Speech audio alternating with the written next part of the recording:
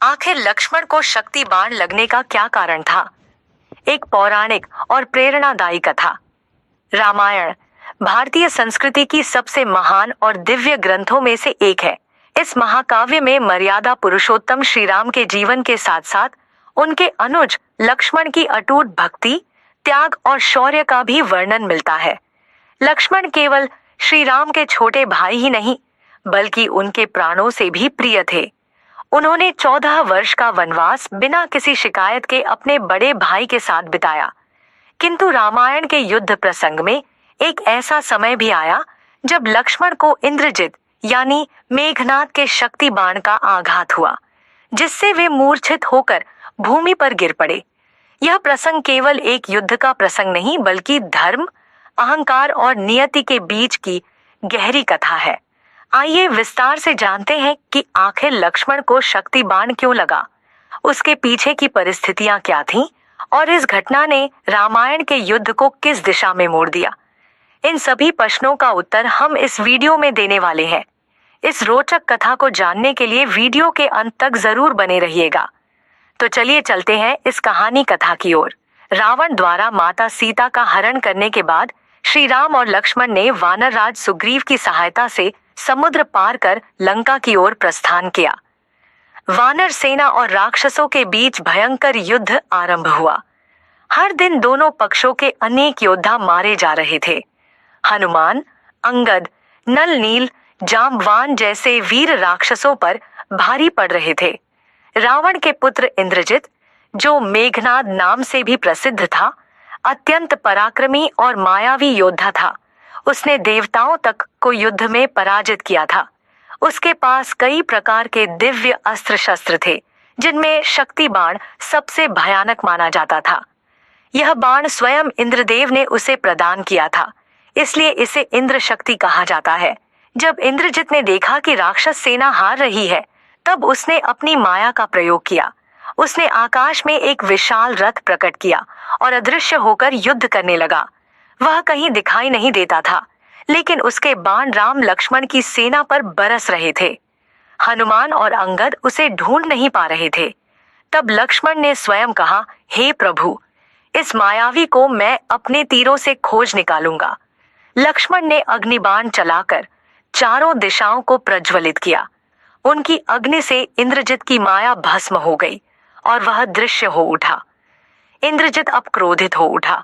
उसने लक्ष्मण को देखा और कहा, अरे लक्ष्मण, तू मेरा सामना करता है। जान ले, आज तेरा अंत निश्चित है। लक्ष्मण मुस्कुराए और बोले, रावण का पुत्र हो या स्वयं मृत्यु का दूत, जब तक श्री राम की कृपा मेरे साथ है, मुझे कोई परास्त नहीं कर सकता। दोनों के बीच घोर युद्ध हुआ। इंद्रजित ने कई प्रकार के बाण चलाए, किंतु लक्ष्मण ने सभी को काट डाला। लक्ष्मण ने प्रत्युत्तर में ऐसे अस्त्र छोड़े कि राक्षस सेना में हाहाकार मच गया। तब इंद्रजित ने अपने मन में विचार किया, यदि आज मैंने लक्ष्मण को नहीं रोका तो लंका का विनाश निश्चित है। यह सोचकर उसने इंद्र द्वारा प्रदत्त शक्ति बाण निकाला। यह बाण अत्यंत तेजस्वी था, जैसे स्वयं सूर्य की किरणें उसमें समाई हों। वह बोला, हे शक्ति, तुम इंद्र की कृपा से मुझे प्राप्त हुई हो। आज रावण के शत्रु लक्ष्मण का संहार कर अपना तेज दिखाओ। और उसने वह बाण लक्ष्मण की ओर छोड़ा। लक्ष्मण ने कई बार उस बाण को रोकने का प्रयास किया, किंतु यह इंद्र की शक्ति से युक्त था। यह सीधे उनके वक्षस्थल में आ लगा। आघात इतना प्रचंड था कि लक्ष्मण भूमि पर गिर पड़े। उनके शरीर से रक्त बहने लगा और वे मूर्छित हो गए। पूरी वानर सेना स्तब्ध रह गई।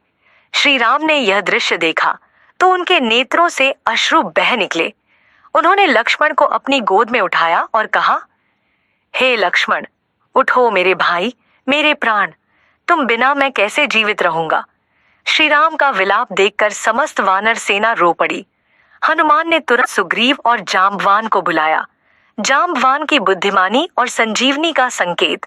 जाम्बवान, जो अत्यंत बुद्धिमान और वृद्ध योद्धा थे, उन्होंने लक्ष्मण के शरीर का परीक्षण किया और कहा, प्रभु, यह मृत्यु नहीं बल्कि गहरी मूर्छा है।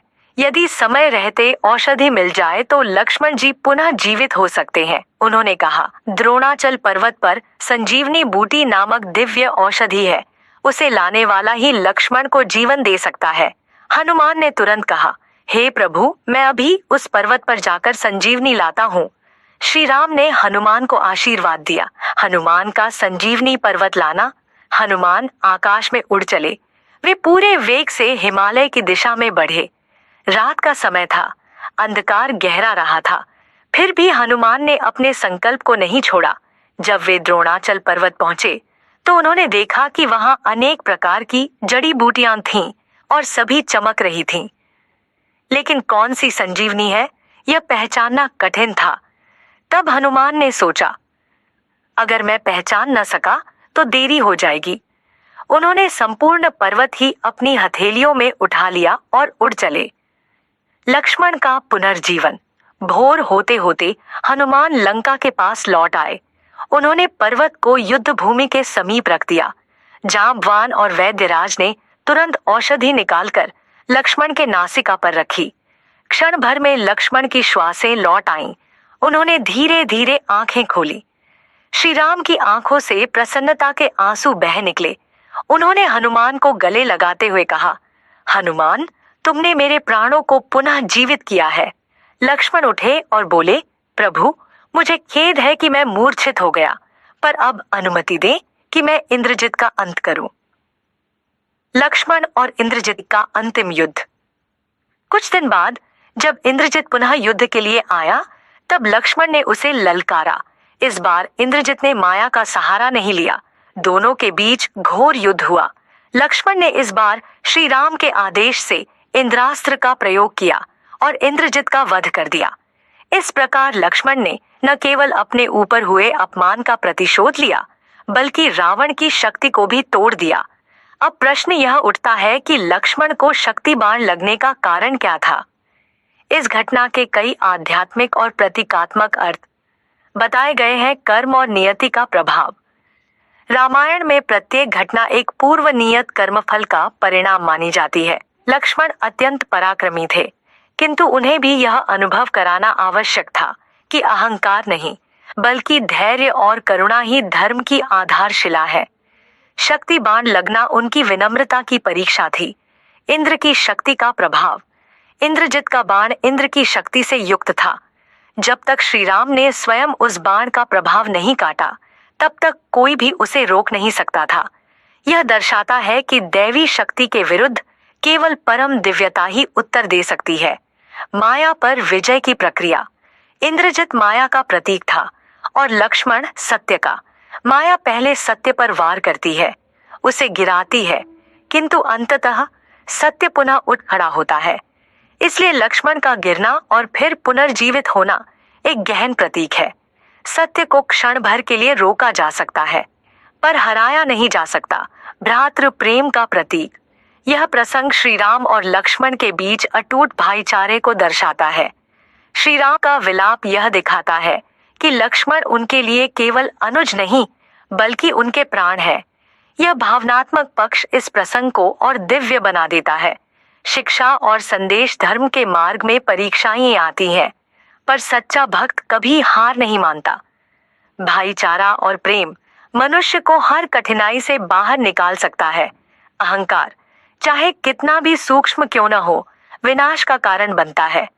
संकट में धैर्य और भगवान पर अटूट विश्वास ही विजय का मार्ग है। उपसंहार। लक्ष्मण पर शक्ति बाण लगने की घटना केवल एक युद्ध प्रसंग नहीं है, यह एक गहरा संदेश देती है। अंकट चाहे कितना भी बड़ा क्यों ना हो, जब तक विश्वास जीवित है, तब तक आशा भी जीवित है।